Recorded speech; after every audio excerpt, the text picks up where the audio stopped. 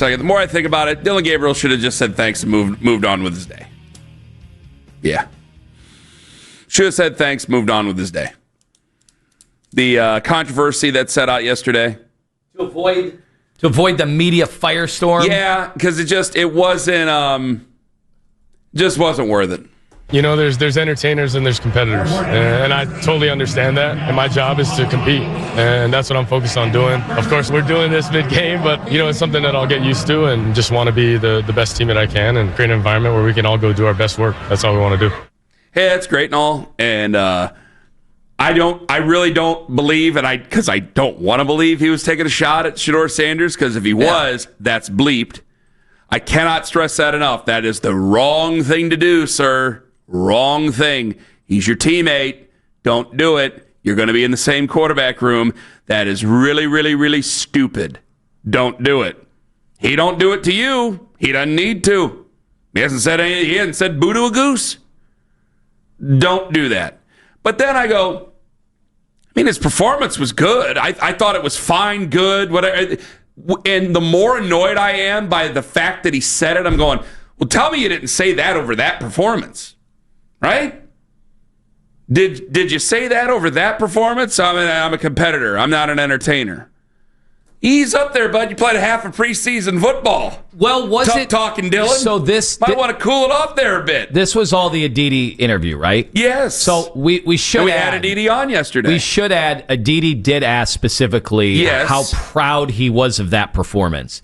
So when you are asked how proud you are of a performance, in his mind, did that kind of trigger, oh, good, other people saw it too. Okay, good. They're noticing that this was a good performance.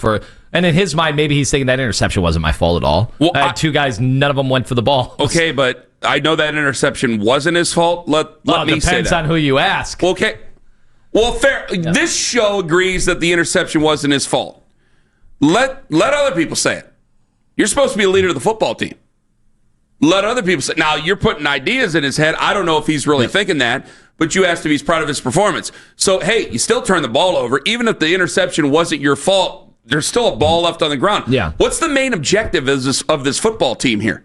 The only way you're going to win games, as of right now, with this offense and Jerry Jeudy being your number one, and then there's nobody else. There's just a bunch of nameless gray faces for the most part. I hope somebody emerges, but fat chance. So you're going to run the ball, control the clock, not turn the ball over. Eliminate as many mistakes as you possibly can, and hopefully in the fourth quarter, the pendulum will swing your way. That's what you're going to try to do. More on Quinshon Judkins, part of that run of that football, coming up here in a bit. So you can't be, like, it's starting to feel very Jimmy Clausen bowl game, pointing to the logo on his chest, but it's like a pre-New Year's Day bowl. It's like, what are you pointing at? Like, it's not adding up to me. And I'm starting, because of the conversation around it, I go, maybe you should have just said thanks. Because you know what? Shedeur, he was given the same opportunity after his, and he said, I still left a lot of plays out there. He played still got subpar. a lot of work to do. I'm still subpar. He was asked about his dad. He said all the things that keeps his name out of people's mouths when trying to talk down on him. And here I am listening all day yesterday, and I just became more annoyed. I just became more annoyed that he even said it. That's all. I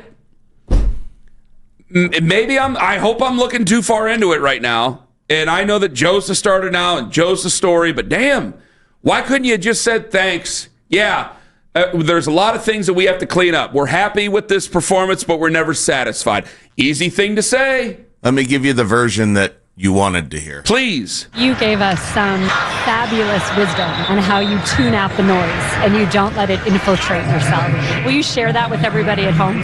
My job is to compete, and that's what I'm focused on doing. Of course, we're doing this mid-game, but it's something that I'll get used to and just want to be the best team that I can and create an environment where we can all go do our best work. That's all we want to do. That's all you need to say.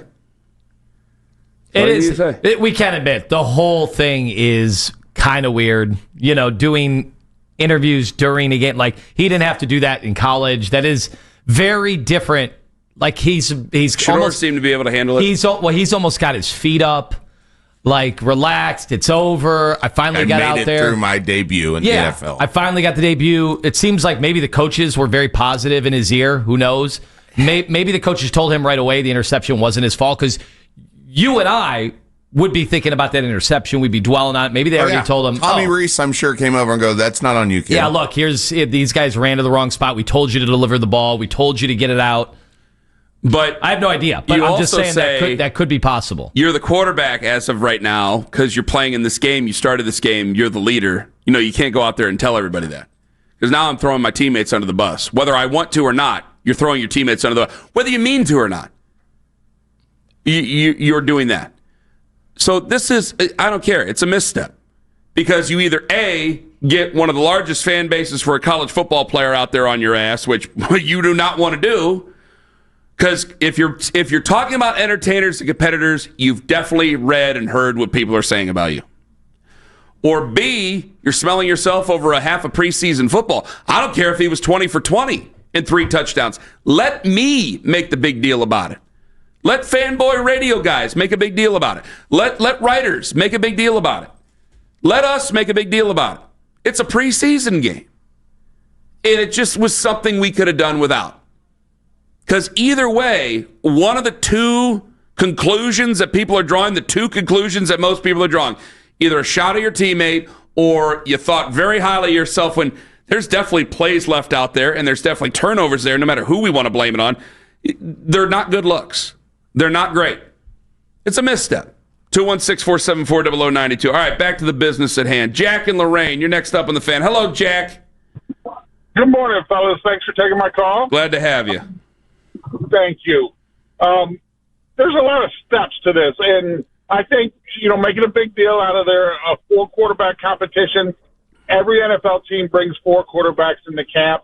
I'm sure their plan was that they were going to hope to get one through waivers, put them to the practice squad, maybe keep 3 on the 53-man roster, or trade one of them.